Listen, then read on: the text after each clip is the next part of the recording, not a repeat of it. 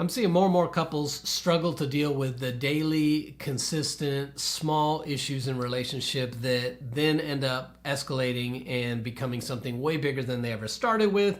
And then you get to the point where instead of addressing things because you know they're going to blow up, you just start ignoring things, and then disconnection happens in a relationship. So if that's you, one, been there, done that, and two, I think I've got something today that's really going to help you.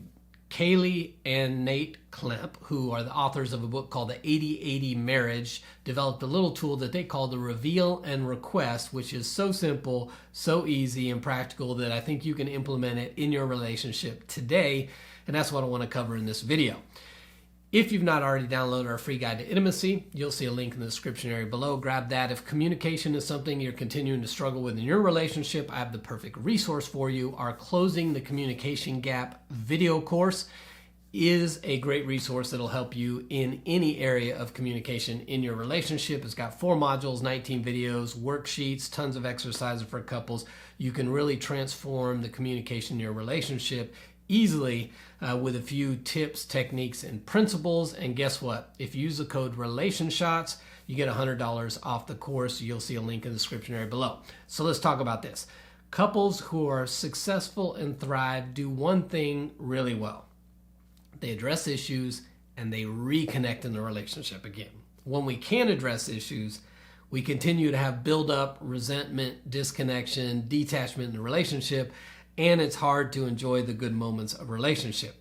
So there's a simple little technique, again, developed by the Klemps in the book 80/80 Marriage. Great book, check it out. It is called the Reveal and Request, a simple 2-step process, and I want to explain what it looks like. Step number 1 is you notice when there is disconnection in the relationship with your partner. What does that look like? Well, it could look like a few things. It may look like you feel resentful towards your partner. Maybe you're thinking that things aren't fair in the relationship. Maybe you're cycling through your mind past injustices committed by the person. Maybe you pick a fight with your partner over something meaningless. Maybe you blame your partner for something out of his or her control. But awareness begins, and when you have awareness that, hey man, there's something going on in a relationship, I don't feel connected, you now have a choice. You can either ignore it, I just don't want to deal with it, maybe it'll go away, or you can address it. And let me encourage you to do the second. Now, I do believe there are times, and I do believe it's also biblical, to overlook an offense in relationships sometimes. You can't be bringing up stuff all day, every day. That's going to be a tough relationship for the other person to exist in. But I do think it's a problem when we've got something ongoing in our relationship that is really hurting us or frustrating us or disappointing us or causing hopelessness, and we just continue to ignore it. So I want to encourage you, a better way is you address it. And how do we do that? Step 2 is the Reveal and Request. Reveal. You share how you're feeling. You share what your experience was in a moment. Maybe that's something like, I felt sad when. It hurt me when. It made me angry when. I feel hopeless when. I get frustrated when. It's really disappointing when.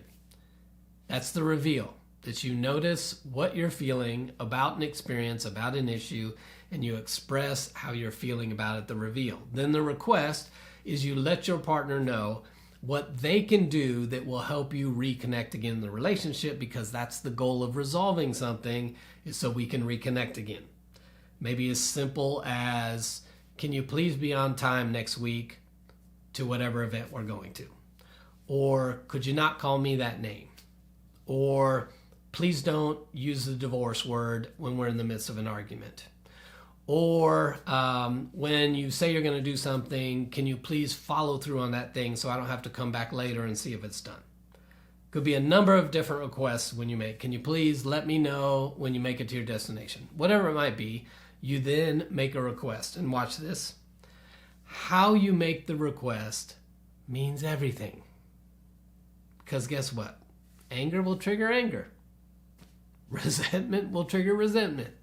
Attack will probably trigger some kind of counterattack. But guess what? Grace, kindness, love, those things are probably going to trigger the same things in return.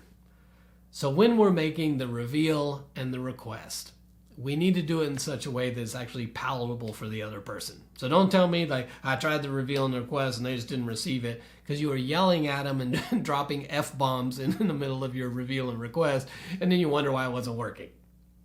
So the approach and the delivery mean everything in the relationship. So you might say something like, hey, I know you were just joking the other night when you made fun of me, but it really hurt my feelings. The reveal. My request is I would appreciate if you don't make me the butt of your jokes when I get something wrong. Because you're already feeling bad that you got something wrong, and then when they make fun of it, it just adds to it. So it's the reveal and the request. Hey, it really frustrates me when I tell you what time we have to leave, and then you're not ready at that time to leave, which means we show up late. So I would appreciate if when I let you know what time we have to leave, that you could be ready at that time so we can make it to the event on time. Reveal and request. It really makes me feel hopeless when you use divorce in the midst of an argument we're having. I would appreciate if you don't threaten the state of our relationship while we're trying to resolve conflict. You reveal how you're feeling, and then you make a request.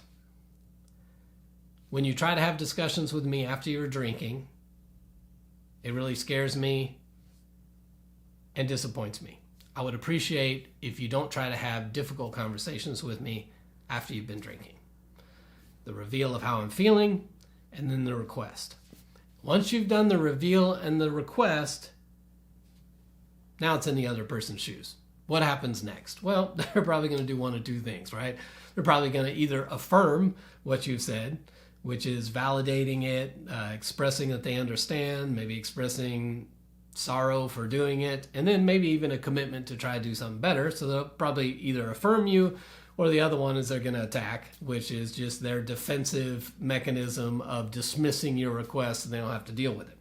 Now, I don't know if it's because they feel it's unreasonable, they're just a selfish person or whatever it is, but they're going to do one of two things. They're going to affirm what you brought, or they're going to attack, and that will help you determine how you move forward from there. You're not in control of the response. You're only in control of your delivery. But I think if you can learn in a gracious, kind, loving, calm, don't do this when you're angry, if you can learn the reveal and request, I think it will help you to be clear about how you felt, what the issue is, and what you would like the person to do differently. That gives them all the tools they need to then be able to respond effectively, if they want to, in the relationship. So here's your homework. I want you to try the reveal and the request, and then I want you to drop a comment and let me know how it worked for you. And guess what? You're not going to have to wait very long, because we have opportunities to do this every single day in our relationship, because we will be disappointed or hurt or frustrated or hopeless or angry or whatever it might be. And we'll have an easy opportunity to say, oh, I know how I'm feeling. Let me express that. Let me make a request, and then let me know how that worked. If communication continues to plague your relationship, we've got a tool that will help you. Check out Closing the Communication Gap, our video-driven course.